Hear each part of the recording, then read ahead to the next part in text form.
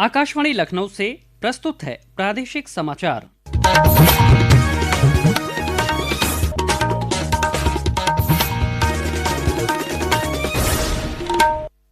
मुख्य समाचार।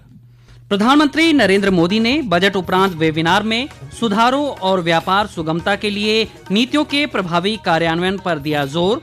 कहा, सुगम व्यापार और प्रौद्योगिकी आधारित सुशासन से रिफॉर्म एक्सप्रेस पर सवार है देश। मुख्यमंत्री योगी आदित्यनाथ ने होली से पहले सभी राज्य कर्मचारियों को वेतन देने का दिया आदेश। 2 से 4 मार्च तक मिलेगा राज्य कर्मचारियों को अवकाश। रंगभरी एकादशी के साथ शुरू हुआ होली उत्सव। मथुरा में उमड़ी भक्तों की भीड़। वाराणसी में खेली गई पारंपरिक भस्म होली। और भारतीय क्रिकेटर रिंकू सिंह के पिता खानचंद सिंह का हुआ निधन। अलीगढ़ में आज किया गया अंतिम संस्कार। नमस्कार, प्रदेश के समाचारों के साथ मैं शैलेंद्र और अब समाचार विस्तार से। प्रधानमंत्री नरेंद्र मोदी ने कहा है कि सरकार द्वारा प्रक्रियाओं को सरल बनाने, सुगम व्यापार और प्रौद्योगिकी आधारित सुशासन के विस्तार से देश रिफॉर्म एक्सप्रेस पर सवार है। आज वीडियो कॉन्फ्रेंसिंग के माध्यम से विकसित भारत के लिए प्रौद्योगिकी सुधार और वित्त विषय पर आयोजित बजट उपरांत वेबिनार को संबोधित करते हुए श्री मोदी ने ये बात कही। प्रधानमंत्री ने कहा कि राष्ट्रीय बजट पॉलिसी रोडमैप होता है। राष्ट्रीय बजट पॉलिसी रोडमैप होता है, इसलिए बजट की प्रभावशीलता का आकलन भी ठोस पैरामीटर्स पर किया जाना चाहिए। ऐसी नीतियां जो इंफ्रास्ट्रक्चर का विस्तार करें, जो क्रेडिट के प्रवाह को आसान बनाएं, जो ईज ऑफ डूइंग बिजनेस बढ़ाएं, जो गवर्नेंस में ट्रांसपेरेंसी बढ़ाएं, जो जनता का जीवन आसान बनाए।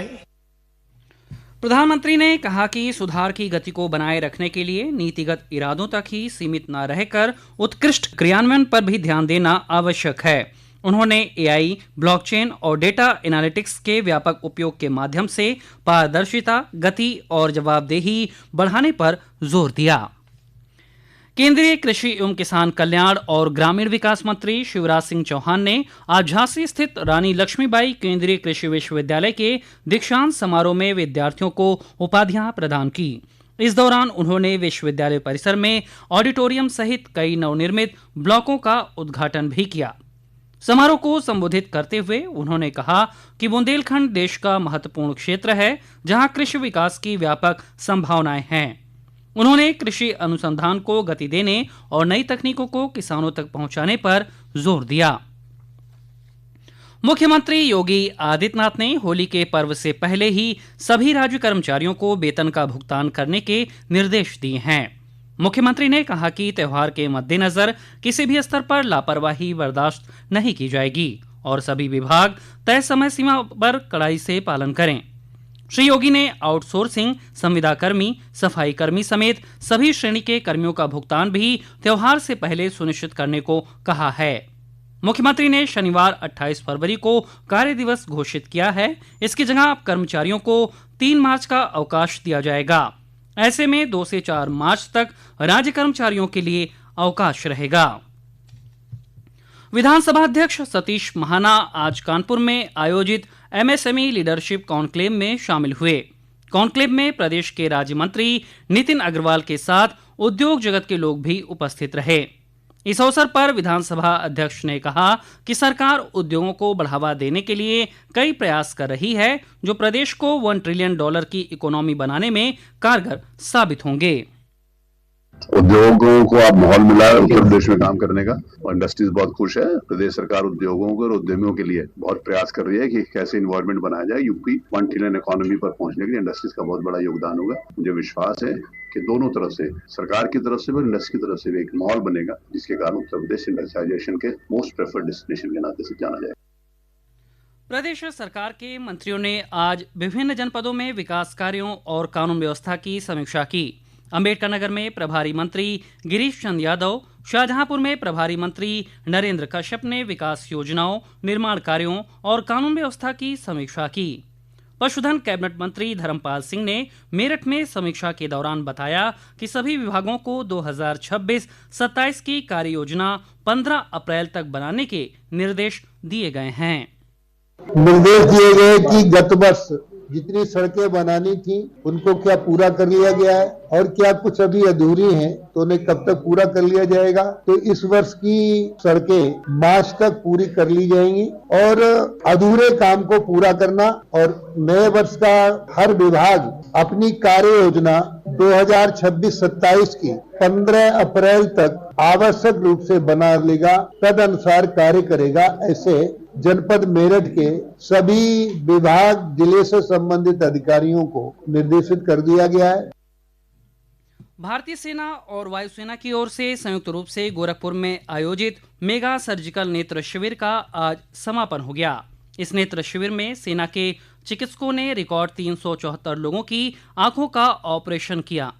शिविर में पड़ोसी देश नेपाल समेत पूर्वी उत्तर प्रदेश के सिद्धार्थनगर, आजमगढ़, देवरिया, महाराजगंज और गोरखपुर जिलों के ग्रामीण इलाकों से मरीज इलाज के लिए पहुंचे थे। शिविर के समापन के अवसर पर air officer commanding in chief central air command air marshal B Manikantan उपस्थित रहे। ये समाचार आप आकाशवाणी लखनऊ से सुन रहे हैं। ताज़ा समाचार जानने के लिए आप हमारी वेबसाइट newsonair.gov.in पर लॉगिन कर सकते हैं। इसके साथ ही आप प्रादेशिक समाचारों का ये बुलेटिन हमारे YouTube channel news on AIR Lucknow पर भी सुन सकते हैं। देश भर में रंगभरी एकादशी के साथ होली उत्सव का शुभारंभ हो गया है। मथुरा वृंदावन में आज श्री बांके बिहारी मंदिर में भक्तों ने फूलों और अबीर गुलाल की होली खेली। इस मौके पर देश विदेश से पहुंचे श्रद्धालु भक्ति के रंग में डूबे नजर आए। पेश है एक रिपोर्ट। आज सुबह श्री बांके बिहारी मंदिर के पट खुलने के साथ ही पूरा मंदिर परिसर ठाकुर बांके बिहारी मंदिर के जयकारों से गूंज उठा। ठाकुर जी को विशेष केसरिया रंग और फूलों से तैयार रंग अर्पित किया गया। मंदिर के सेवायत गोस्वामी समाज की ओर से ठाकुर जी के भक्तों पर जमकर अबीर गुलाल और फूलों की बारिश की गई।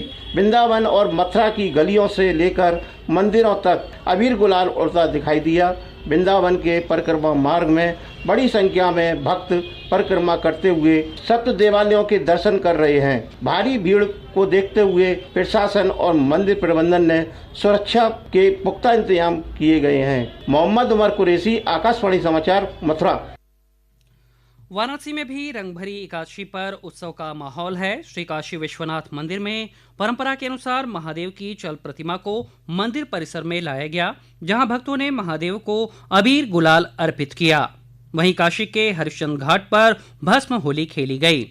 पारंपरिक मसाने की होली को देखने के लिए देश विदेश के पर्यटकों की भारी भीड़ जुटी।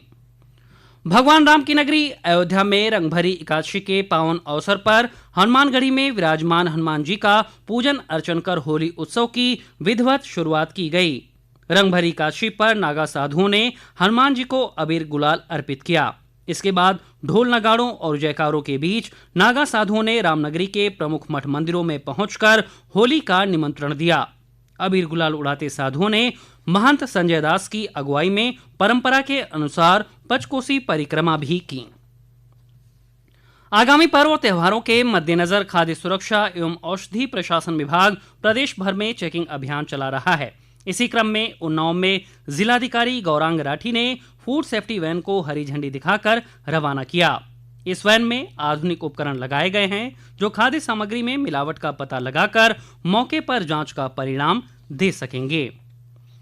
सिद्धार्थनगर में मुख्यमंत्री सामूहिक विवाह योजना के तहत आज 205 नवजोड़ों का विवाह संपन्न कराया गया। इस मौके पर डुमरियागंज सांसद जगदम्बिका पाल ने कहा कि फरवरी में सिद्धार्थनगर जिले में इस योजना के तहत 800 से अधिक जोड़ों का विवाह संपन्न कराया गया है। उन्होंने कहा कि इस योजना से समाज के सभी धर्मों के लोग लाभान्वित हो रहे हैं। भारतीय क्रिकेटर रिंकू सिंह के पिता खानचंद सिंह का कल देर रात निधन हो गया। वे लंबे समय से बीमार चल रहे थे। उनका इलाज गौतम बुद्ध नगर के एक निजी अस्पताल में चल रहा था। आज अलीगढ़ में उनका अंतिम संस्कार किया गया। T20 विश्व कप में खेल रहे रिंकू सिंह भी अंतिम संस्कार में मौजूद रहे। इससे पहले भी पिता की गंभीर स्थिति की जानकारी मिलने पर वो पिता से मिलने पहुंचे थे, पर जिम्बाब्वे के खिलाफ मैच के कारण उन्हें वापस लौटना पड़ा था। और अंत में मुख्य समाचार एक बार फिर। प्रधानमंत्री नरेंद्र मोदी ने बजट उपरांत वेबिनार में सुधारों और व्यापार सुगमता के लिए नीतियों के प्रभावी कार्यान्वयन पर दिया जोर। कहा, सुगम व्यापार और प्रौद्योगिकी आधारित सुशासन से रिफॉर्म एक्सप्रेस पर सवार है देश। मुख्यमंत्री योगी आदित्यनाथ ने होली से पहले सभी राज्य कर्मचारियों को वेतन देने का दिया आदेश। 2 से 4 मार्च तक मिलेगा राज्य कर्मचारियों को अवकाश। रंगभरी एकादशी के साथ शुरू हुआ होली उत्सव। मथुरा में उमड़ी भक्तों की भीड़। वाराणसी में खेली गई पारंपरिक भस्म होली। और भारतीय क्रिकेटर रिंकू सिंह के पिता खानचंद सिंह का हुआ निधन। अलीगढ़ में आज किया गया अंतिम संस्कार। इसी के साथ प्रादेशिक समाचारों का ये बुलेटिन समाप्त हुआ। अगला बुलेटिन रात 8 बजे FM पर प्रसारित किया जाएगा। नमस्कार।